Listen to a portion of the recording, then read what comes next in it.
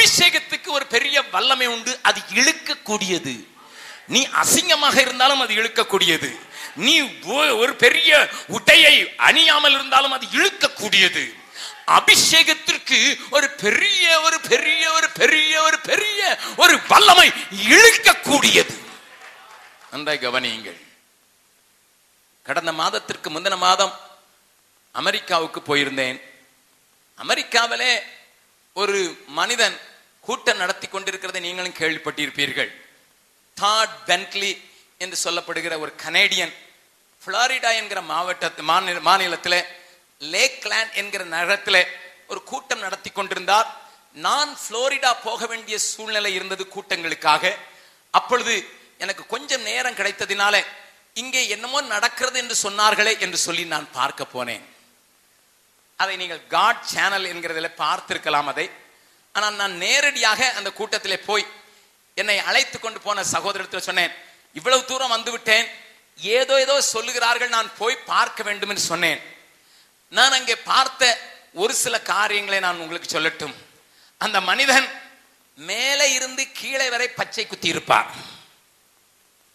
16 வயது வரை பயங்கரமாக போதைப் பொருளுக்கு அடிமையாகி பல முறை பல குற்றங்களுக்கு மாட்டப்பட்டு தந்தையும் அவரும் உட்கார்ந்து போதைப் பொருளை விற்று அதிலே சாப்பிட்டு கொண்டிருந்த அப்படிப்பட்ட ஒரு பின்னணியிலிருந்து வந்த மனிதன் அதிகமாக படிக்கவில்லை.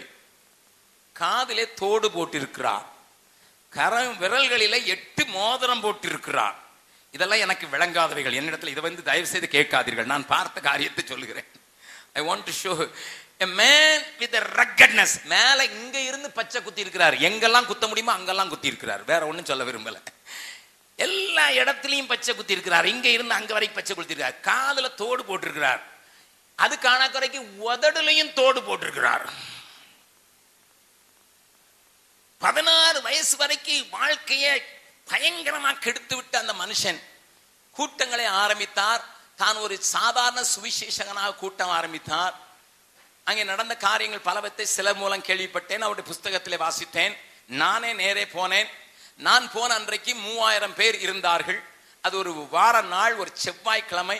3000 பேர் அமெரிக்கர்கள் அந்த கூட்டத்தில் இருந்தார்கள். பல தேசத்திலிருந்து வந்தவர்களால். நான் போன நாள் 67வது நாள் கூட்டம் நடந்து கொண்டே இருக்கிறது. இன்னும் முடியவில்லை, இது நடந்து கொண்டே இருக்கிறது என்று சொல்லுகிறார்கள். நான் ஒரே ஒரு காரியத்தை மாத்திரம் சொல்ல முடியும். ஆண்டவருடைய அபிஷேகம் இருந்ததுன்னா என்ன கூட்டத்தை நிறுத்த முடியாம ஓடுங்கிறது மாத்திரம் நான் சொல்ல முடியும். ஹல்லேலூயா. அந்த மனிதனை பார்த்தா நான் வசீகரிக்கப்பட மாட்டேன். அவருடைய உருவமோ அவருடைய பேச்சோ ஒரு வசீகரத்துக்கு உரியது அல்ல. நான் தைரியமாக சொல்ல முடியும், அவர்கிட்டே சொல்ல முடியும். நல்லா கவனிங்க. ஆனா ஏதோ ஒரு காரியம் இழுக்கக்கூடிய வல்லமையா இருக்கிறது. நல்லா கவனிங்க. பக்கத்துல சொல்லுங்க, உங்க மேல இருக்க அபிஷேகம் ஆளை இழுக்கத்தான் செய்யும்.